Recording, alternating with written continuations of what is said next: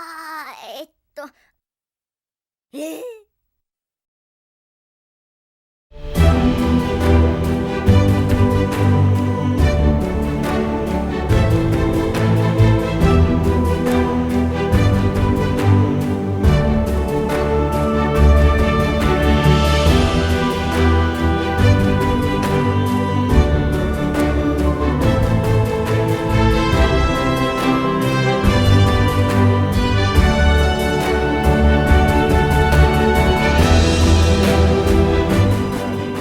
Let's get into it. So, what are you running?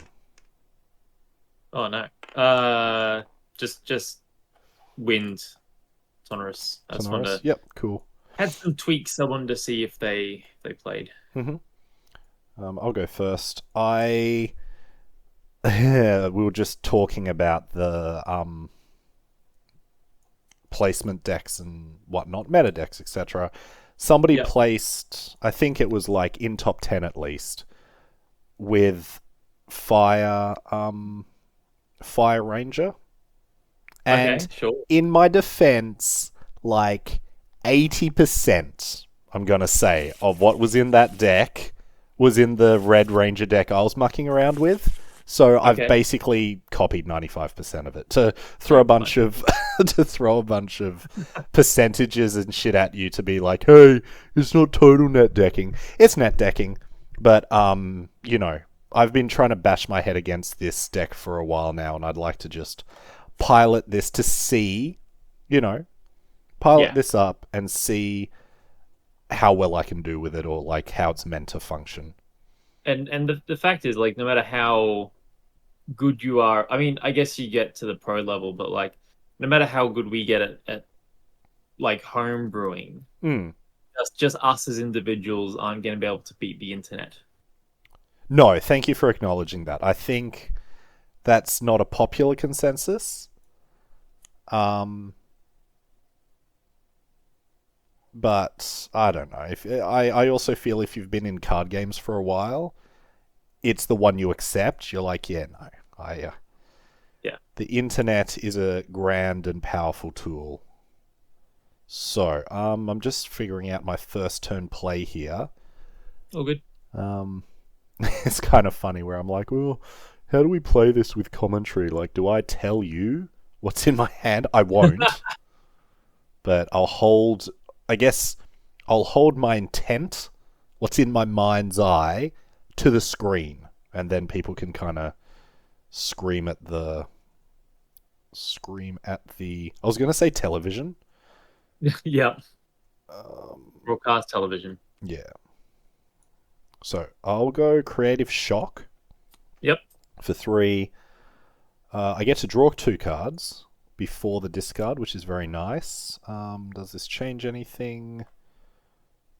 Not overly. And then I've got to discard a card. It was always... Ooh, no, hang on. Oh, I didn't notice that. Excellent. I will discard... Deploy Gun Shield, Mm. which does not have class-dependent floating memory. No, Delicious. very true. Yeah. And this one, I'm not sure when to play it. So I'm just going to play it. Go for it. It is Increasing Danger. Oh, okay. So it's going to cost me Why 2. not? I'll draw a card. In Thanks. Into your floating memory. Each player draws a card into their floating memory. Yeah. So I Alright. think on the first turn... Shit. 1, 2, 3 for the main one, 2 for that. I keep this because I like this. I draw a card and chuck a card into my floating memory. I assume I get to look at it. Yeah, floating memory is information you have access to. Yeah. And so Increasing Danger, it's got interactions with, the curse where you draw your second card each turn. Yeah, Oh, right. hang on, does it? No. Draw card's memory still. Yeah, Oh, but... sorry. Oh, no. Yeah, okay. It isn't as simple as just, like, play it and you take damage. I need to have you draw 2 cards. If it Yeah. was fast, obviously it'd be going during Then your turn. Yeah. Anyway, I did a lot. Over to you. Through the wind. So wind to Norris. Draw 7. Here, I'll put a not to Turn. disrupt your play too much, but I will Mhm. put a hypothetical to you. To the person screaming at the screen right now, like spit coming out onto it, hazing up what they're looking at. What's your thoughts behind Wind to Norris when clearly Water to Norris is the only way to play Guardian? You It fool. does seem like the only rational thing, but I've never been known for taking the rational option. Yeah, yep, good, good. Um, But so let's ignore reality because we haven't touched it anyway, so fuck it. What's the the main appeals for you in Wind with Tenoris?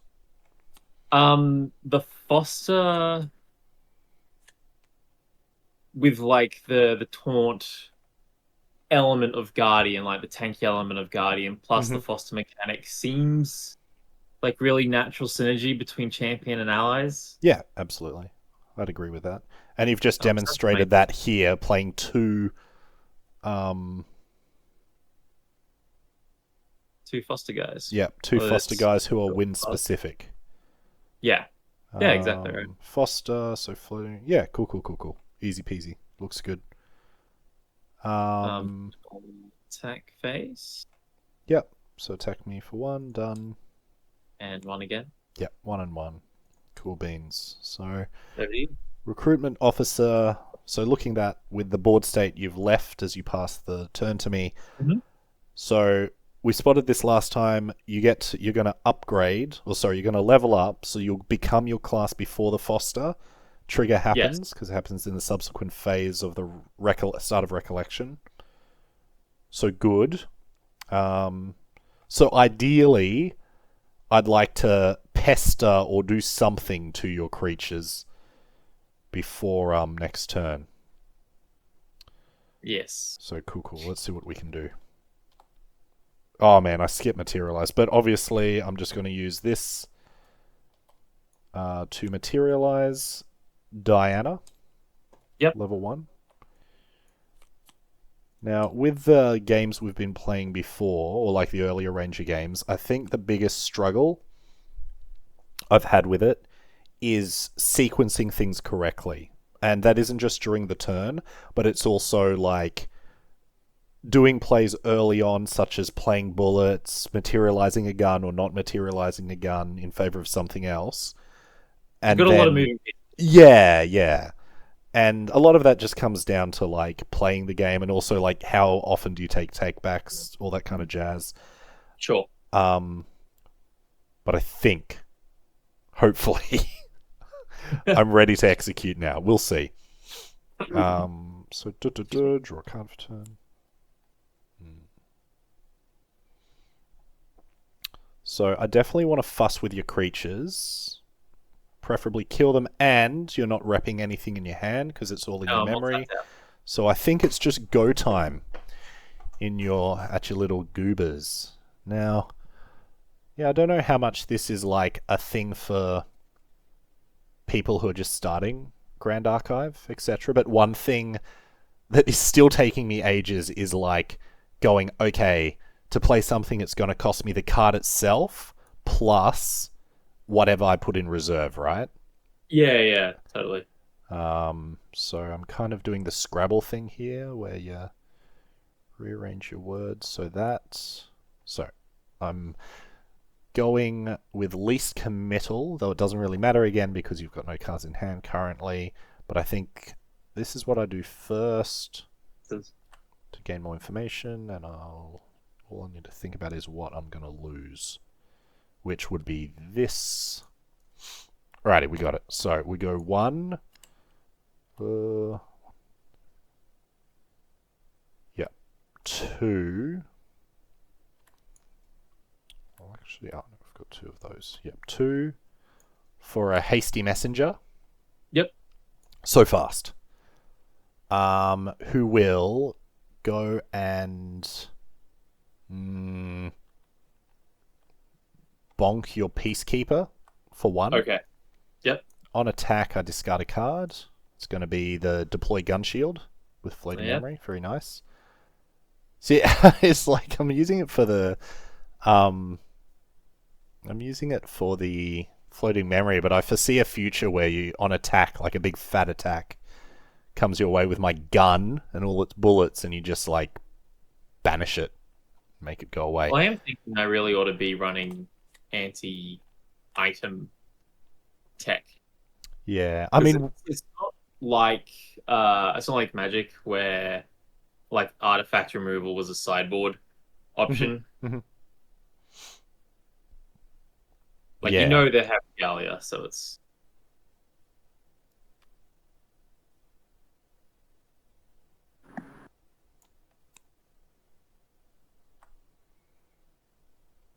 Hmm. Yep, I will play this. So, do you mind if I actually switch my attacks? I'll make it so I attacked this one, and I'll give you the floating memory. So, I go would for have it. You attacked actually a don't give me recruit. the floating memory because the floating memory is class specific, but that's all right. Oh, true. So now's the time to get it before you Yes. upgrade. Yeah, cool, cool, cool. So we'll do it like that. So, Hasty Messenger, we resolve the discard, pure fuel, airship cannoneer. Nice. It's an enjoyable card to play and pull off when you get it to line up. Um, this current deck version, I was running like fucking 3 or 4 of them. I was very gung ho for the cannoneer, but the It's tournament a lot of goers. fuel. Sorry. They do take a lot of fuel. Yeah, yeah. The tournament goers decree that I only run 2 of them, and I won't disagree yet. All right. So that was 4 for that one. Not respecting sequence, but we're all adults here. We can understand what's going on. Yes. That's all my plays. Over to you. Very good. All right. So stack them up for a shuffle and a level up. Mm-hmm.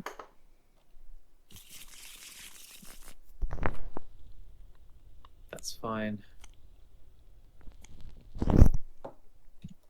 Alrighty. So That, leveling up sure. to Tenoris, level 1. Gaining taunt.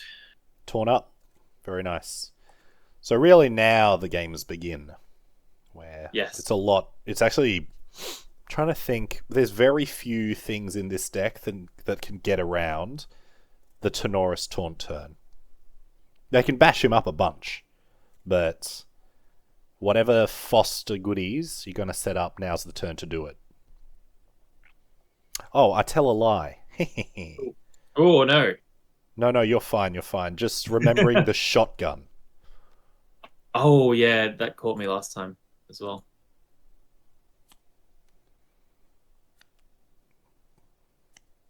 An allied war priest. Oh, that's new. That's different. I've sort of realized that like 2 3 for 3 with like some amount of upside, whatever it may be, Yeah. seems to be about where you want to be with an ally. Yeah, it feels very Um, solid. yeah, 3 health. I mean, to the point of 2-3 being good. 3 health is great because it gets you out of range of those two point attackers, and yeah. having 2 points, it's meaningful against allies, and also a lot nastier. Like getting smacked for 2 each turn feels pretty oomph. And Suss that up. yeah. What's your thoughts? Where they going? All right, I'll go.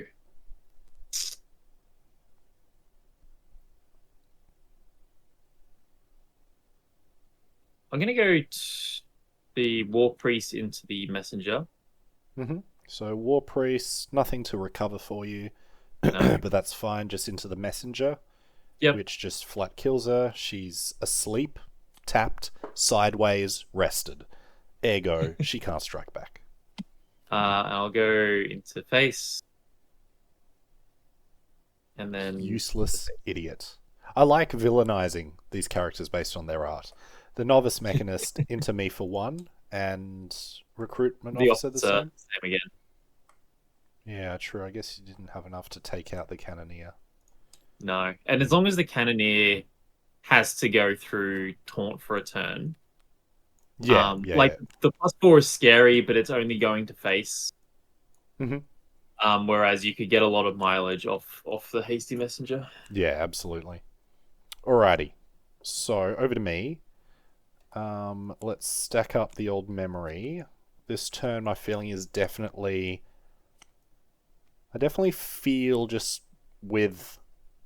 Probably just the creative shock, really. And the draw discard, the floating memory. It's good for me for card advantage or influence, if you will. I guess we'll go with the terms.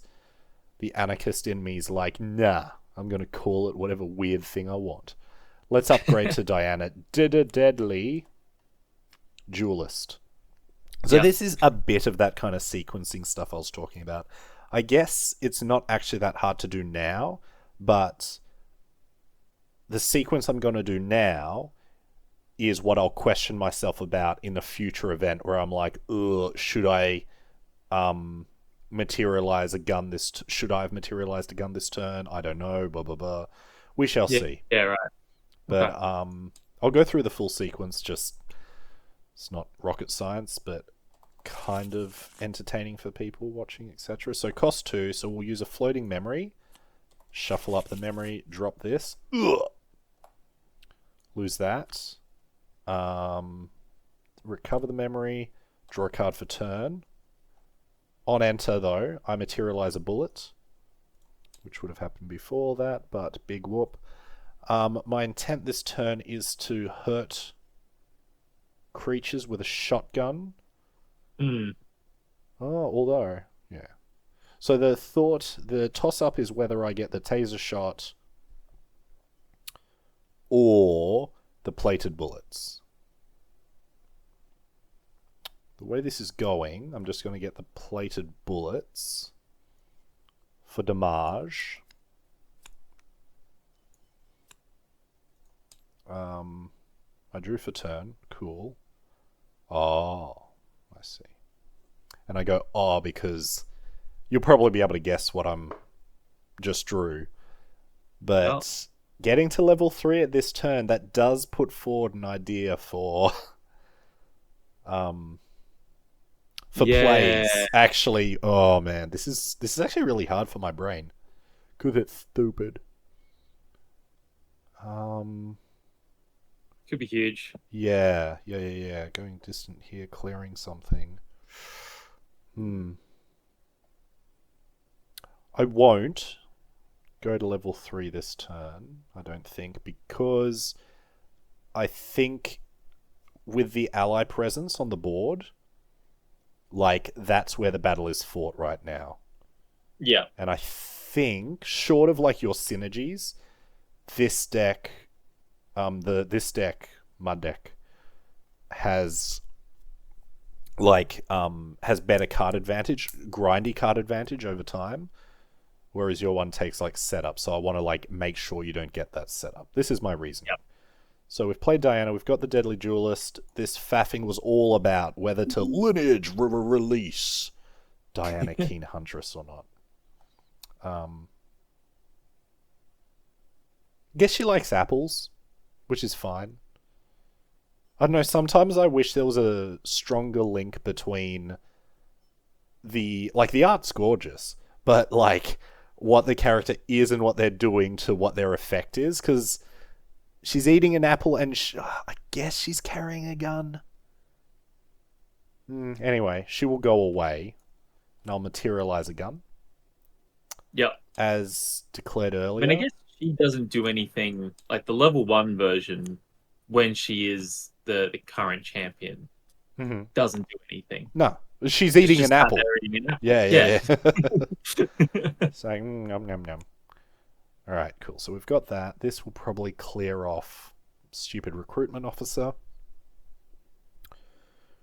Yeah, definitely giving me a lot of targets. More targets than I actually want. And I've got to deal 3 damage. 3 damage is provided here. No cards in hand, so no responses. Jolly good, jolly good. And that cost me nothing. So let's do that. So we'll load the bullet into the gun. Yep. And then I'll attack you with said gun. Yep. So if combat damage will be dealt to a unit by an attack using Bloodshot Pump, which it is, That damage dealt to that unit and an additional unit you don't control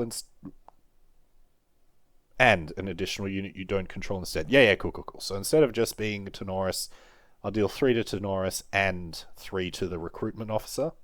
Sure. Put her in the bin. Take 3. Cool. This bullet is used. It's renewable, though. Yep. Look at that, audience. Right there. So it goes back into the material deck. Lovely. And then I need to think about what I'm playing here. Yes.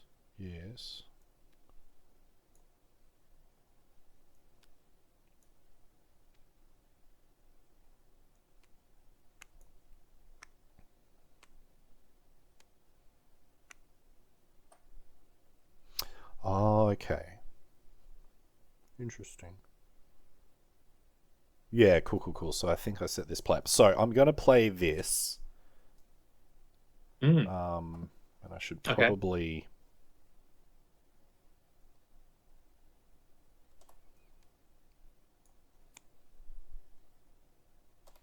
pay for it. Like this. Cool. So I draw a card, and we both get a card into our memory. Delicious. Very good. Fine. Now,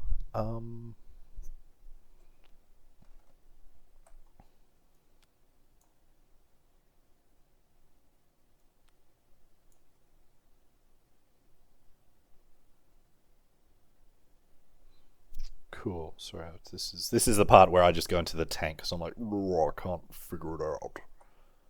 But we'll go with this. I'll attack you with the airship cannoneer. Yep. Oh, hang on. No. No attack you because I can retaliate to your stinkers. Oh, very true. And Can't gain distance on a retaliation though, hey?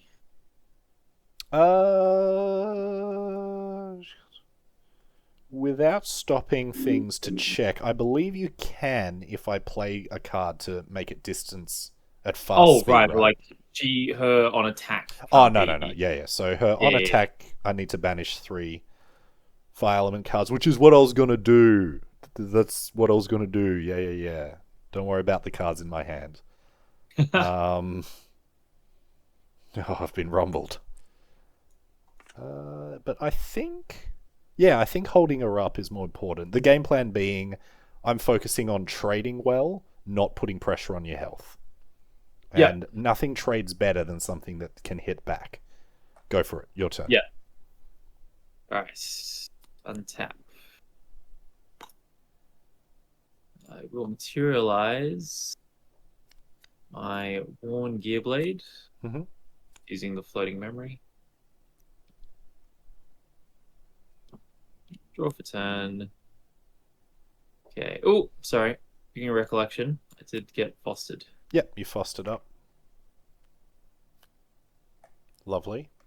And it gets you just one heck of a card. Yeah. I don't care if this stuff is AI generated. Don't care. It's fine. If it looks cool and etc. aesthetics groovy. I'm waiting for the day where they slip up and one of these characters has like 6 fingers. Or like, 2.5 fingers, but they're all 3 times thicker than they should be. This one has 4 hands, right? So it's like twice as many opportunities to fuck up. It's an interesting quality that all their like automatons have for. At least I think they do. They mostly do. Many of them do. Yeah. Yeah. Oh, I never thought about that. Forearms is automaton-esque in this setting. The Novice Mechanist has created 2 artificial arms. Yeah. Now, why just 2? Why not 4 more? Would that put them in legal strife with Spider-Man? Maybe. Maybe. She looks worried about something. I don't trust her. 1, I don't trust her because she looks worried about something, and I don't think it's like... I don't think she's focusing on her job. Doesn't seem like it. I Nah. think she's listening to a favorite true crime podcast and something Yeah, yeah. And something also, amiss in the yeah, true, it's got to be true story. crime, right? What she's working on the workbench, thus it also implies that that is somewhere inside the automaton drone. Mm, Hmm. true. Mm. What were you doing with your turn? Um, that's a really good question. What am I going to do with my turn? So you've Let's. made a worn gear blade. Not a new one, a worn one. It's kind of yucky. Yeah. Cool, cool, cool. Which is, you can smack somebody with it. It's always nice to be able to do that, especially later on. Having a weapon for Tenoris when he levels up is good. But it's actually pretty annoying and good defense, removing durability to prevent not just attack damage, any one damage dealt Mm. to a unit. It's very flexible, which is Okay, I'm nice. going to.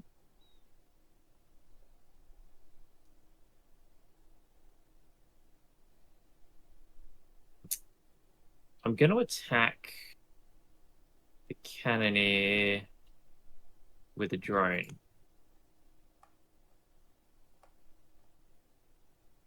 It will take one damage and not retaliate. This is fine. Very good.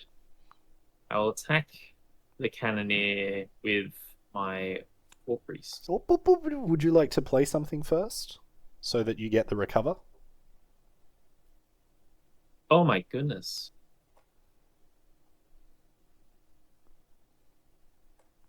No, actually. Ugh, yuck! Ooh, ooh. I mean, it doesn't matter. It's only I literally after last turn as well when I'm like, I'm going to trade well. I'm not going to pressure your health. That is an argument for why you don't need recover. I don't know what sorcery is going on in your hand, then, man. That's wild. I probably should, but I'm not going No, to. don't. No, no. You've committed. You just stick to your morals. Your morals. At this point, it's a like, not a question of the correct play. It's a correction of sticking to your guns. The That's it. only correct play now is what you're doing. So you attack her for 2. Yes. Jolly good. I will evasive maneuvers. So Oh, we're going to that prevents prevent 2 damage. 2 damage and go distant. Um, smack her back for 6.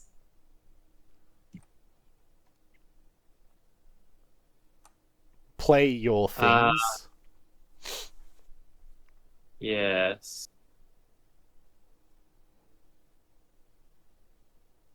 I don't know how much paint just flew out of that. You're right there, That I got that over my Oh hand. no. I'm hoping it didn't go anywhere else. We can possibly just build a bunch of paint, but well, a bit of paint. I think it was only a little bit. I will cast Zephyr, Mm-hmm. Who are you suppressing? and I'm just gonna suppress the cannoneer. Thanks. Yeah, cool, cool. Now that's all gone awry. So that's gone there. Jolly good. She's out until at the beginning of the next end phase. Yep, cool. So end of turn, she'll be coming back. But Zephyr done. Nice. Done. Attack you for 1. And I will. I just got your durability there. Done and done. Oh, thank you. Another damn war priest. Now, hang on, what's the durability? It was 3, now it's down to 2 because you attacked. No, sorry, my mechanist attacked. Oh, okay, sorry. Yep, gotcha, Yeah. gotcha. And yes, more war priest. Yep. Which goes 2 to face. Mm-hmm. So 2 to me, and you recover 2 because you got enough memory. Actually, you can do it this time. Very true. Yes. Over to you. Cool. Done. So end phase hits. There we go. She's back. All right, now's my turn. So we upsy daisy. We will.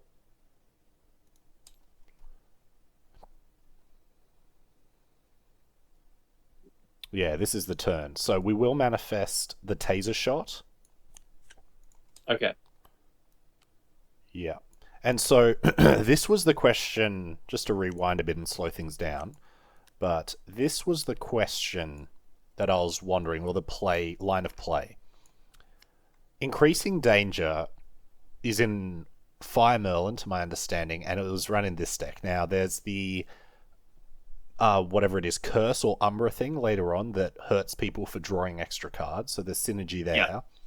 But, like, if that's the only reason it's in there, it feels like a very narrow synergy. Maybe it's super strong, maybe it isn't. But I can see from Increasing Danger, what you're doing is you're advancing the game forward a lot faster than naturally would, right? So people can can level up faster for, like, lower a cost, I'm using air quotes there, than normally they would. In Merlin, that makes every kind of sense, right? Probably Rye as well, if there's a fire Rye build, right? Yep. Because they want to pay off on level. Now, I didn't think this deck paid off on level in the way that those decks do, right? But if you're allowing you and your opponent to level up quite quickly, it then turns Taser Shot into a much nastier proposition. Because you level up, if you can hit as it's going to happen this turn, right? So basically, that's the preface. I was like, Increasing Danger, okay, I'm not so sold.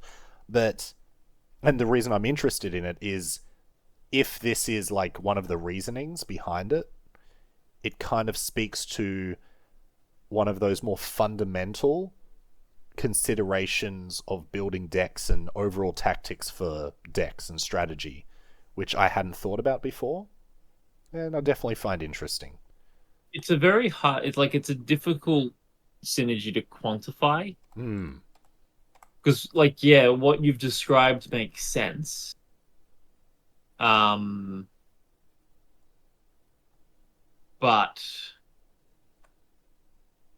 it's like, yeah, I don't know, just a bit intangible, hard to quantify. And of course, the tricky thing with Taser Shot, and this was something that various podcasts and YouTube channels and such would sort of deduct points off Magic cards for if they were guilty of this. But it gives your opponent a choice, which you generally don't want to do, right? No, absolutely.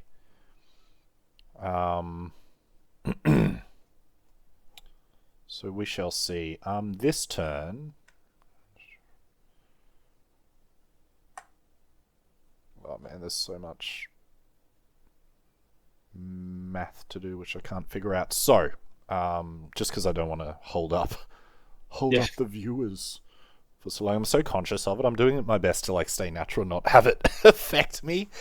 But it's and this isn't even like we're streaming live or anything. God knows what it must be like if one's streaming a card game or any game, right? And needs to perform. Yeah, totally. I'm playing a dungeon guide. I've got 2 of them, so that's going to be that one there. This is not immediately obviously useful to me. And on that idea, neither is this. I put you away. Cool. So that's been done. Whoa, don't do that, Pierre. There we go. Search. Let's level up. We're hitting the big 3. Wow. So, she nasty, she here. So she, on enter, she goes distant. And then on champion hit, generate a creeping torment card and put it at the bottom of the hit champion's lineage. Yeah, it begins. Yes. Oh, what an unsightly angle. There we go. So that's the creeping torment. Be putting that underneath if we hit. Done. Now, and then actually resolve the dungeon guides stuff. So I need to lose 2 cards at random to level up. I see this dungeon guide frickin' everywhere. I think it's just like very big staple for certain strategies. Alright, we didn't want her, good, and don't know if I wanted that or not, but it's gone now. Cool, so leveled up. No cards in hand, so that I won't slow things down with this with going too deep into this, but there's a question there like if you had played against this deck a few times, is this the turn you hold back on your Zephyr Probably. to stop whatever disgusting play is about to happen? I don't even know if And it's that good. truthfully, I should probably have just ignored the Cannoneer. Like a turn you keep her, like you don't attack because you're fearing reprisals, is a turn I think I'm happy to just leave her. But like she didn't do anything for a whole turn, attacking or blocking. Yeah. Agreed. I'm happy to just deal damage to face there. I didn't need to bother with that sort of run around. Cool. So I will load the taser shot into the blast shot pump. Is that it? Yep. Yeah. Oh. I'm getting distracted looking at the mechanisms of it because it appears to have, oh no, it's 2 barrels, so good. The grip on the pump distresses me.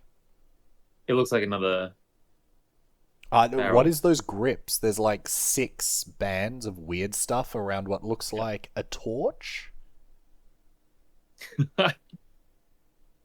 It's for 6-fingered AI abominations. Oh, yuck. Yeah. I mean, stuff like that makes you go, nope, it's not an AI-generated image, trust. This is human-made madness. And then, bah! So, I attack. Doesn't really matter. I'll attack your champion. Yep. 5. 1. So 1 for the taser 4. shot, 2 for the pump, and 2 because I'm distant. Because she has range 2 on her inherited effect, range 2. There we go. Yep. So yeah, for 4.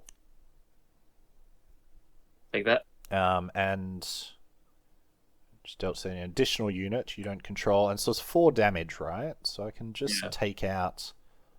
I'll just murk a War Priestess. Yeah. Stops the blade interfering with anything. Good. Good. I'm liking this. Then before I reveal any more of my dastardly plan, I'll put the... No,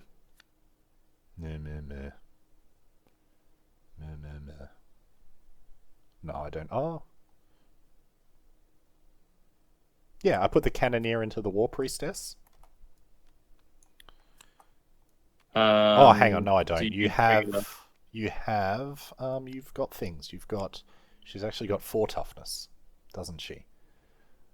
Technically speaking. Yeah. So I'll put...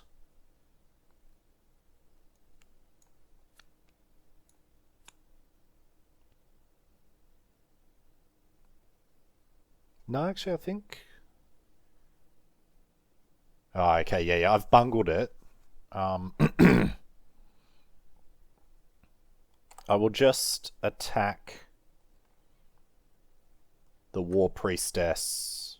I didn't really bungle it. I don't know. And just make her go ranged. Yeah, that's fine. Put her in the ground. That's good. Totally. And then Dungeon Guide into the Automaton Drone. Sad. Alright. Oh, you don't want to prevent the 1 damage?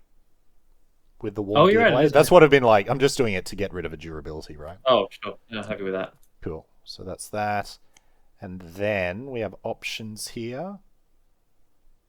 It's like, bim boom, people at home. Make your choice as to what Pierre should play. They can guess. And then I'll be like, rah. 1, 2, 3. It's a cremation ritual. I'll kill this dungeon guide. Oh. And draw 2. I guess. Okay. I'm not sure. Maybe. Oh, I forgot it. The taser shot, once shot, is renewable, so it needs to not be here. It goes away. Zwink. I'm tased. Oh, and have yourself a horrible feeling while you're at it. Yes. We'll just put it next to you. Sounds good. Yeah. And after all that hullabaloo, it's over to you. Okay. Let's untap.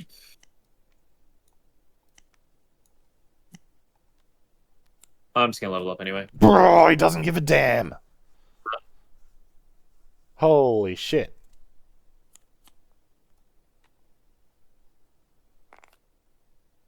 Nice. No floating memory. Oh yeah, I saw it. Went away. Yeah.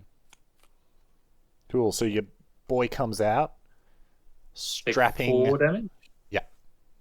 Unpreventable. 2, So Tenoris rocks out, looking big.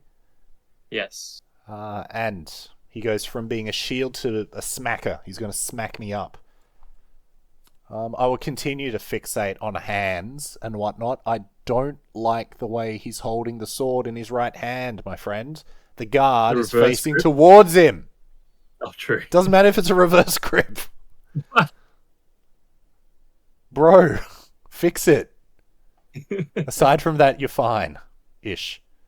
I still have umbrage with the see-through shield, but that's okay. Like, The right shield. yeah. I'm kind of throwing aesthetic hot takes hard out there right now because part of me is like curious to know whether people will find it endearing or grating.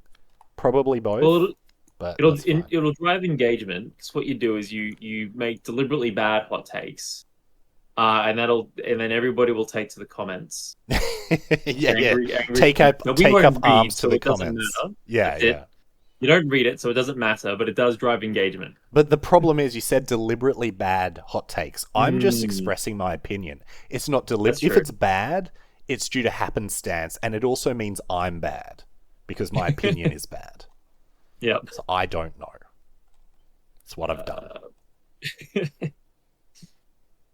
Alrighty. Gosh, I don't know if I should. Gotta say though, now that I've said it, I can't unsee it. Also, can't help but notice It's also odd because isn't it looks on the kinda worn like gear blade. Gearboard, but yeah. Sorry, what were you saying? Well, no, I was making the same comment that it's not on the worn Gearblade card. Maybe it's a new Gearblade. Oh, hang on. Well, let me just move you out of the way. Oh, and also he's got a round shield on level 1 and a horrible see-through kite shield level 2. I think his level 1 looks so good. Like, that is cool art. I like that a lot. Yeah. Maybe except for the fact the sword could be a bit deeper in the ground. It looks like it's just kind of... just floating there. It looks like it could be animated, and it's like non-stop pestering him about shit. Like it's a ghost from... Hey, listen! Yeah. Hey, Tenoris! What you reading, bud? You don't you think your helmet's a bit stupid? I always forget he has a helmet in the first level. Yeah. I will attack the cannoneer for 4. Yeah. It's dead. I will play. There we go. I'll play this. Novice Mechanist, lovely. Man, I can't believe you just bashed through the fucking level up. That's rude. Oh, sorry, and my pump's gone. Oh, yes. There we go. That's what people would have been angry about, more so than my aesthetic takes. Where's my board? Yeah. No board, let's go. What do I take? 3? 3. Yeah. You want to race? I also don't know how many swears and what type of swears I not need to, but want to go for. I reckon I could do a bunch. My impulse when I was streaming was to keep it perfectly clean. Not necessarily because anything I was producing was like child targeted, but it doesn't hurt. Like you cast a wider net if you're family friendly. Yeah, that's fair. I mean, in defense of myself, I don't think I can go full clean. It just won't be natural for me. And also, yeah, let's get you.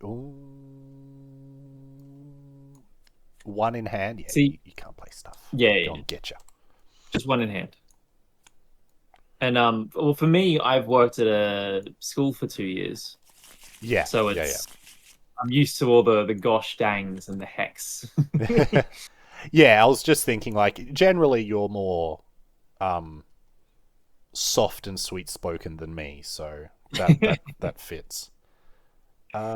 Shit. There we go. swearing. I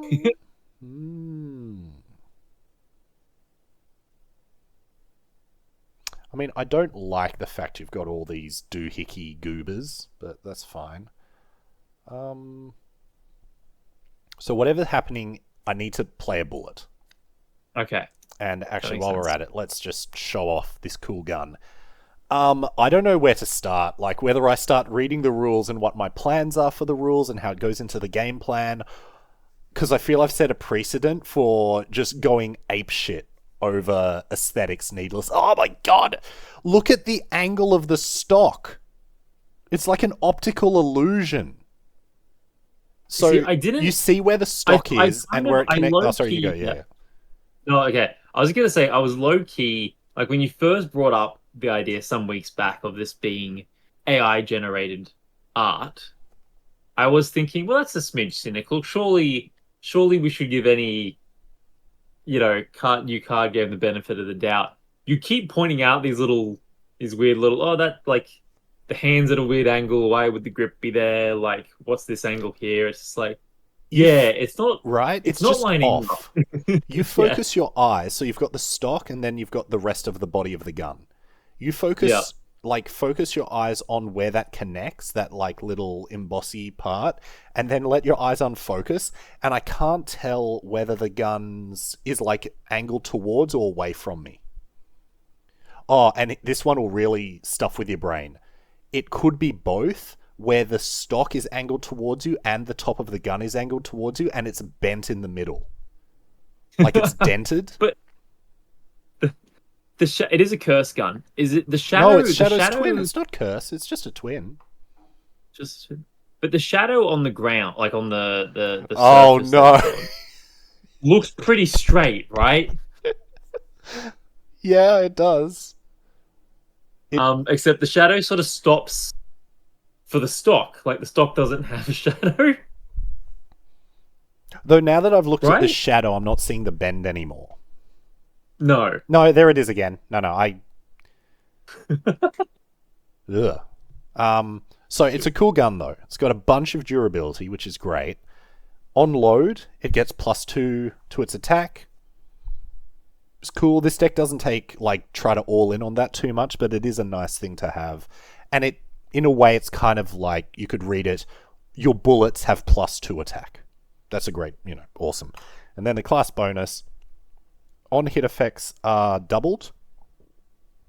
So we're about to showcase that. But I think there's two options with the Umbra guns. This one is the ugliest option. I much prefer the look of the other one.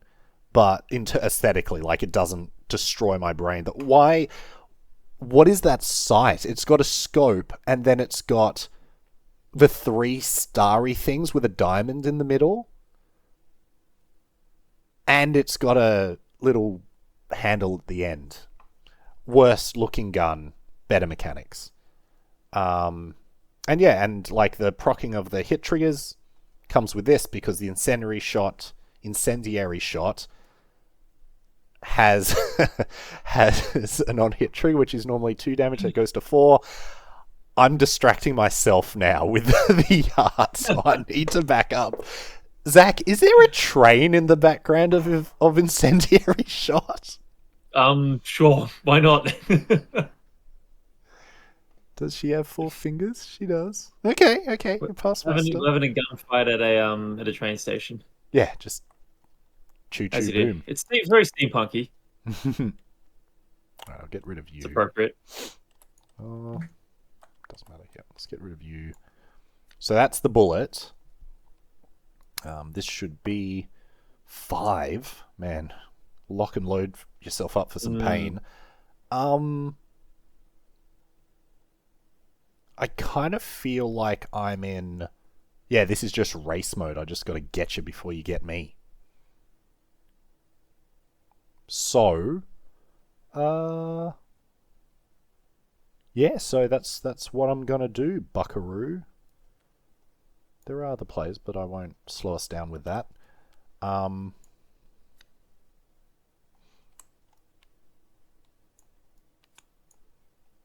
So I'll go distant. Yep. It's only 2 damage extra, but it does draw me a card. Ooh. So, interesting. So this is one of the cards that's going to interact with that ability to proc +2 attack on load, but that's for a future time.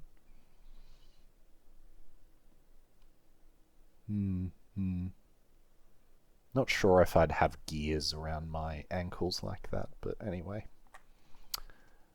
So, back to the game. Let's draw my card and done. Let's load the incendiary shot into the gun. I'm distant, but now I'm coming at you real close. Look through this stupid scope and blap you. 4. Okay. It is 1. I've loaded it, so 3. I'm distant, so 5. I'm just assuming this is hitting you, by the way. Yeah. So it was 1 plus 2 is 3, plus distant is 5, plus 2 for the incendiary shot. So that's 7, and 2 procs of 2 damage. So that's 11 damage. Jesus. Holy moly.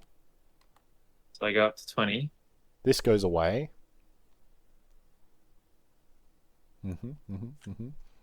And we'll just grab a dice. It's up to 3 of those nasty little suckers. There is. 25 and 5 health. Also, I can't draw. I can't draw twice. Can't draw through that. Okay. Oh.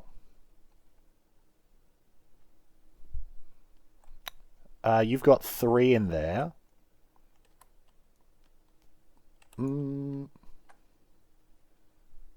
Good, I'm glad you have 3 in there. Sorry, I thought I could do things. There we go. That's better. I was wondering why that was happening. Over to you. Okay. Scary McClary from Donaldson Dairy. Yep. Let's materialize. Chalice of... No, I won't. Oh! You're too thick! You're too thick for the blood bowl to work. Hang on, but you'd kill yourself if you pop the chalice. Yeah, I sure would. Is that it? Yeah. How much life do you need for the chalice to work? I can't even do like Crusader's Ring. Holy crap. Yeah, true.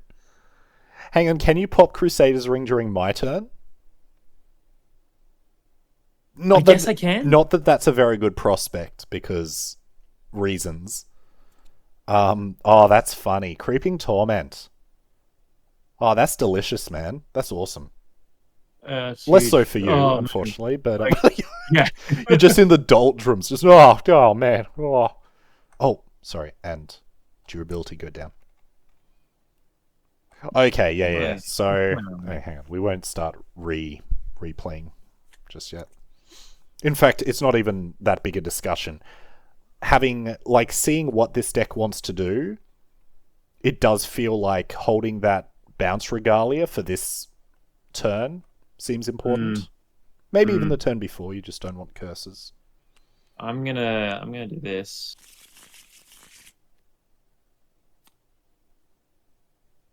Gonna draw once and only once for my turn. Mm-hmm.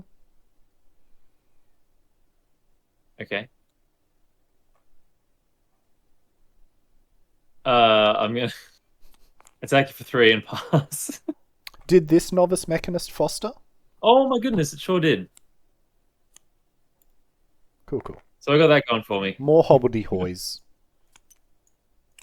Excellent. Good. Go for 4, actually. So 4 in total, yep. Yep. Cool. Over to you. Oh! Didn't see that this was fast. It doesn't change anything. So we stand up, everybody. Doesn't matter that I don't have a bullet. This is wild. This is wild, dude. This is wild.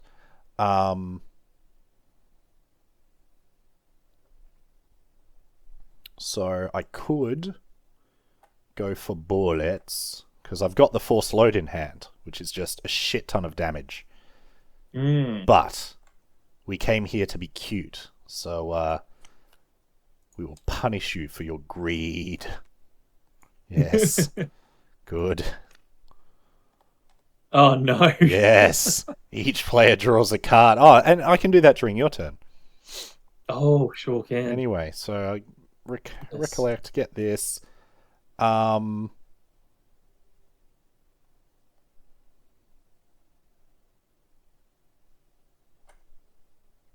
Yeah, I guess like we'll have to double check that drawing into memory is still drawing. It would have to be, right? I'm sure Like, it is. right? I mean, who knows? There's rules. The language of life of English. Sorry, the language of life.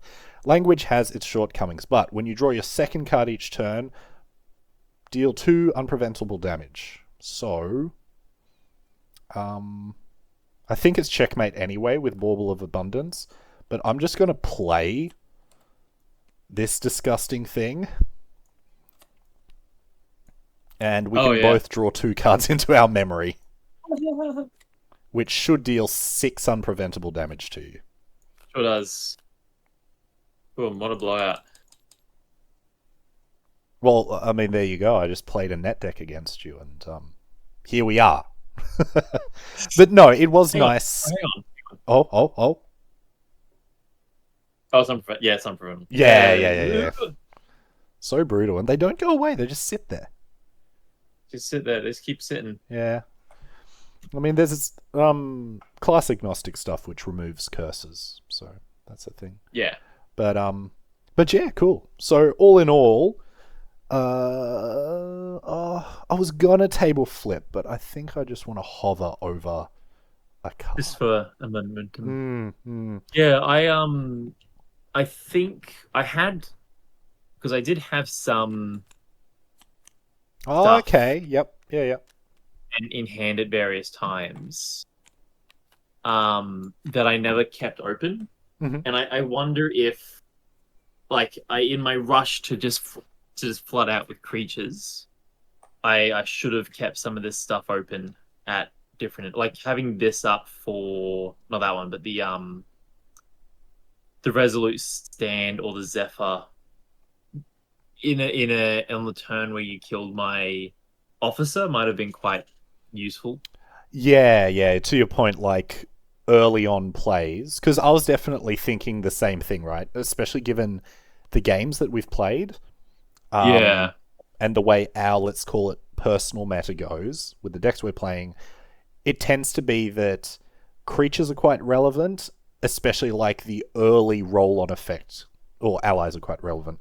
The early roll-on effect they can have, right? Like, they things done early on tend to give you an easier payout over the course of the game. An early creature is one of the better examples there, right? You play it early and you just keep attacking with it. It's going to deal way more damage than something played later on in the game. So I get your reasoning there. Yeah, I think like the shotgun response turn for me was, I don't even know if it's a turning point because you're smacking me back. Yeah. But I think like if I was to say the overarching story of the game or narrative of events that led to you being on 26 right now and me being on 14, was, I do think it comes down to like a card advantage, resources, like the amount I didn't have much of a board presence, but I had enough resources to generate a pretty nasty attack over two nasty attacks, compared to, on a longer timeline, your band of goons, which you can then invest in and get quite threatening, and which, in fairness, this deck doesn't have a response. Oh, it does. It has some responses to there being a lot of creatures, but you are building a board state which you can leverage for advantage, but you were dead before you could start putting buff counters on all your creatures. That kind of jazz. Yes. Yeah. So, which kind of, I mean, I feel both of us are still learning the language around this game because it is so different from other card games. Yeah. Whereas like a lot of Magic-esque games, we'll call them, right? Your understanding of resources and card advantage and kind of what leads to a winning play is a lot more obvious, right? You can see it even if the game isn't exactly the same as Magic. Whereas in this one, like, it really does feel like a totally different clock of the game, you know, how fast things roll out, assessing the power of cards. I'm all over the shop. I don't know, right? Like, It's very tricky. which is good. It's great to feel this like sense of discovery and enjoying that experience. Also, like, I do feel like I need to nod to the difference of play between this deck, which is, I gave it the percentages at the start, 95% not my idea, and 5% less efficient due to the changes I made to it, right? However, it rolled out and deployed much smoother than the other Ranger decks I've played. Which, sorry, I just referenced as like, that's another classic card game moment, right? Like, hey, let's just throw trash at each other with our crappy decks. Don't look up tournament lists. Wouldn't want to become a tryhard. Yeah. And then it's like inevitable. I'm bargaining with myself, looking up the list, going like, no, I'm just here academically. I'm here to learn the fundamentals of the game. And it turns out the fundamentals of the game for some people is just stealing other people's shit, right? Like, Yes. Sorry, not just any shit. Tried and true placing shit. But yeah. So, but that's my deck. Were you happy with the changes you made to yours? It felt like smooth. Yeah. Like, cool. The fact I got overzealous with it was my pitfall, but the fact that I had so many more allies to just keep deploying, felt really good. I just had to be more measured about how I was doing that. Mm-hmm. I think, I don't know, like, it's one of those things where I'm struggling to. It's like if you draw a card every turn and play a card every turn, the amount of influence you have turn to turn remains the same. Right. If you have, and then you can dig into that for your level up, but those aren't recurring costs. So right. Yes. Yeah. It's sort of what you're going to stay at a healthy amount of influence. You spend too many turns playing two things a turn, you'll find yourself out of options pretty quickly. Yeah, I think there's a pace and balance to it. So, no, actually, I'll try and ground my references to what's on the board or what we have access to here.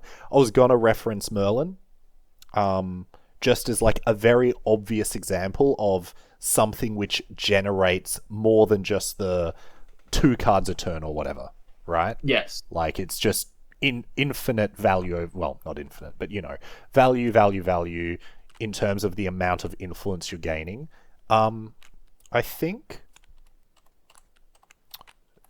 the interactions between Creative Shock... Hang on, let's just try and move some stuff out of the way. Creative Shock, mainly due to the ability to discard a floating memory card, which let's just take it as given, even though it's situational. Floating memory, at least in the early points of the game, is a card, right? It's like a full-on add +1 to your influence, if I'm using the term correctly. Influence is cards in hand and cards in memory, so it's basically your hand. So, in a way, I think hand advantage concepts work when applied to influence. So Creative Shock is 1 card. It goes away when you play it, generates 2 cards, one of which goes away because you got to discard it, but the one that goes away can be floating memory, which would be back to 2 cards. So Creative Shock with that interaction is what's what I'm looking for? It's not always guaranteed, but it is situational +1 to your influence. Yes. Massive, right? So there's 4 of those in the deck. That concept applies you do it in different ways, but applies to Cremation Ritual. You sacrifice a creature with floating memory, you get that advantage. I didn't draw any, but I was quite charmed by the Library Witch on death drawing a card, which is Like, it's not like, wow, it's amazing. But it is a lot closer to that unconditional, like, hey, this is just card advantage plussing your influence in a way which you normally don't, encounter in this game. It's normally not as clear cut, which I appreciate. I actually really like it. So is that everything in this deck? You can mention increasing danger, but this isn't. This is a +1 to your influence, but it also is a +1 to your opponent's influence. So it's a relative flat influence. And there's also an argument to be made that you're down on pace because you're the one who had to pay for it. So it's not just even. Increasing danger, it's more complicated than just yay or nay on influence advantage. I liked somebody describing it as increasing progressing the state of the game. It's in increasing danger. That's what it is. I think that's its design, but it's quite cool. But I don't think it is placed next to Creative Shock and Cremation Ritual in terms of what you're hoping to get. Yeah. Half a step down, and also a skew of just the conversation of +1 to influence. But that is you go. It's not advantage. Well, it's not advantage because the other guy gets a card. But in terms of at least the way this one played out, that I think keeping that healthy, quite high number for influence, it's worth a lot, I think. So I think just maintaining that, even if it kind of gives the other guy a little bit of a hands up too, is probably worth it. Yeah, I kind of was talking about that thought process when I played it and had the taser shot a turn later. But I think it by itself, to use very blunt terms, is not a good card. Just it by itself. It's not. And maybe there aren't many cards in this game which are good enough that they go in every single deck, which is kind of a testament to, good design. It's not so solved. But the point I'm getting at is, it by itself, I don't think it justifies it, whereas Creative Shock is probably a stellar one, which does nearly justify going into every red deck, because most red decks, are going to leverage some form of interaction with floating memory. Most decks, even if they're not a blue deck that's all about the floating memory, they care about it. They like having it in there, and Creative Shock interacts with that in a very agnostic way. I do not think increasing danger is agnostically suitable enough for all the decks to go in there, but when you start looking at your deck strategy, and Taser Shot slows your opponent down, very nice. It's renewable. If the theory crafting people, I watched some videos on it, the theory crafting of turboing up to level 3 and getting out the Shadow's Twin and just taser-shotting people turn after turn with it kind of locks them down on level, right? I don't think 8 damage is an acceptable cost. You were mentioning denial of choice, or giving somebody a choice. 8 damage is basically not a choice. Yeah. Actually, the maths on that is interesting. Some trivia. Do you remember Browbeat from Magic? Yeah, I do, but I can't remember what he did. It was 3 to cast. A player can choose to take 4 damage, or you draw, I want to say 3 cards. 2 or 3 cards. But it was hand advantage, notably in a color which doesn't get hand advantage, red. But actually, it's not even that profound. Browbeat is 4 damage. Taser Shot is 4 damage. Both based on making a choice. You double it to 8 damage, that's not a choice anymore.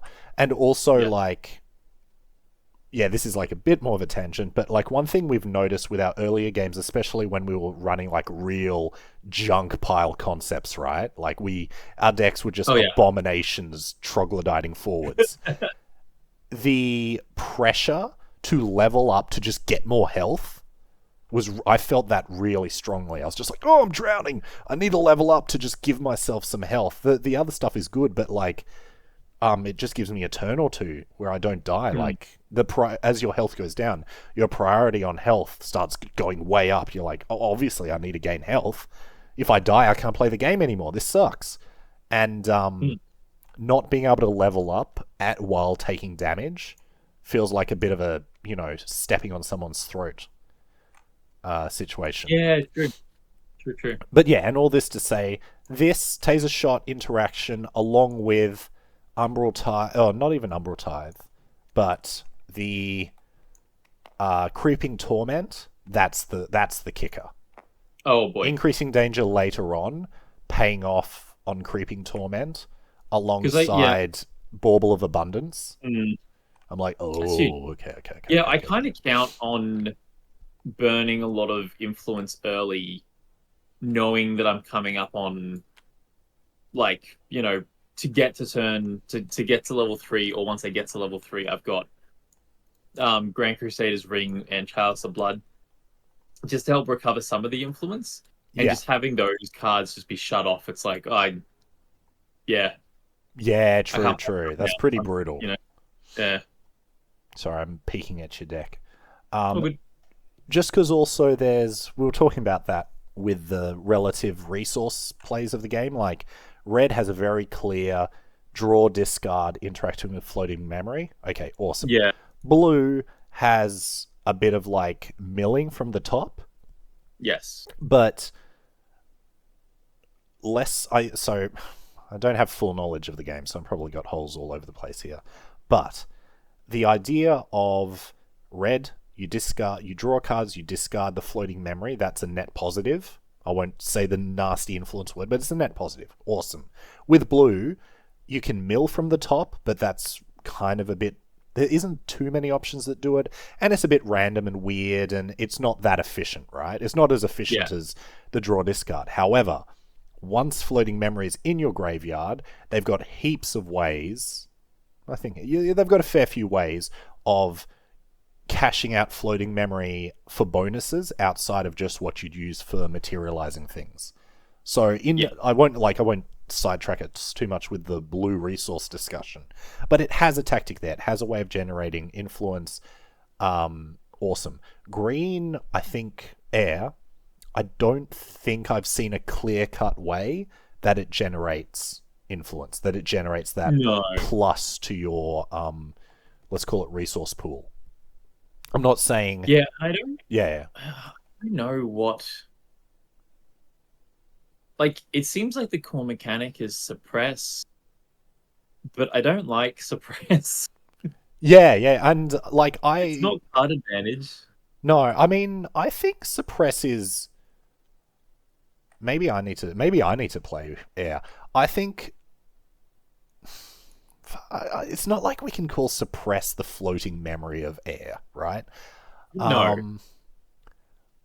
It feels to me, with the amount of Grand Archive I've played now, so that's a super flawed judgment, but at least with Wind Lorraine, it feels like air cares about allies. That's a fair summation, right? It cares about allies. Yeah. That doesn't mean it's rushing you down, going crazy aggro all the time. It doesn't mean it's big stompy. It just seems to want to have allies on the board and interact with them, right? I also think... I was going to say also think air has the most like non-ally removal as well, but that might just be clouded by the fact that they have some, and it's easy for me to remember. There's that dematerialize one or something. It's just straight up put a regalia back into the material deck. So it's sort of go, but yeah, like I still haven't figured out like what the equivalent resource engine, if Red does draw discard. Blue does cash out on floating memory.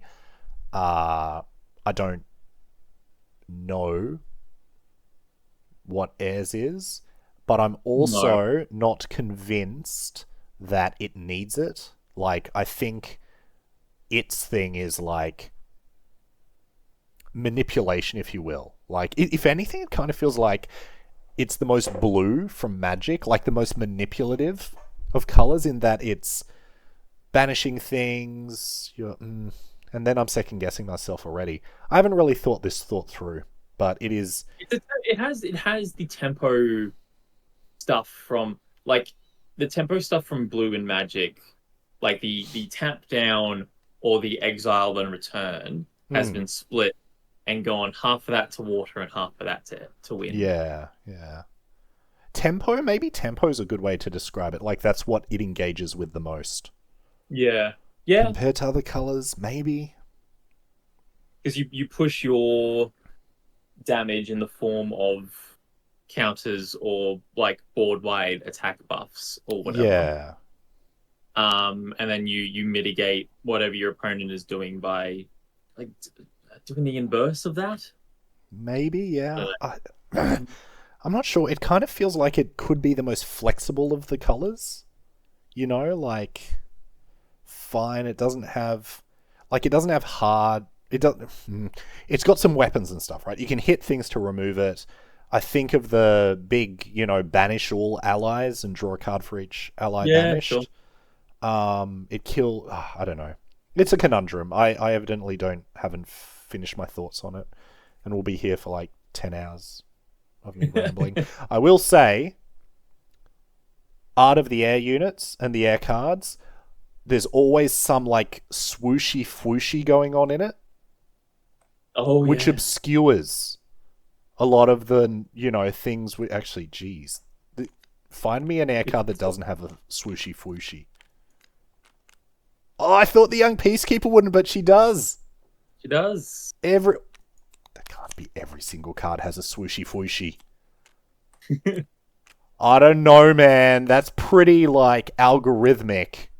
It is. It's just good. Attune the winds. It's music on swooshy fwooshies. Yeah, it's doubled up. Uh-oh. That might be all the... It's not even a problem. Nah, that's swooshy fwooshies on Rose. Sure is. That's like an intense amount of swooshy fwooshy. What else we got? I think we've been through everything in the deck. Yep, that's all the win cards I got.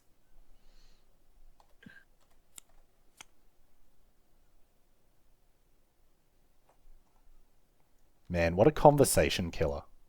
Just like pointing out the swooshy fwooshies. Just some... I'll get, like, yeah... And now it's on the ground. Do it up.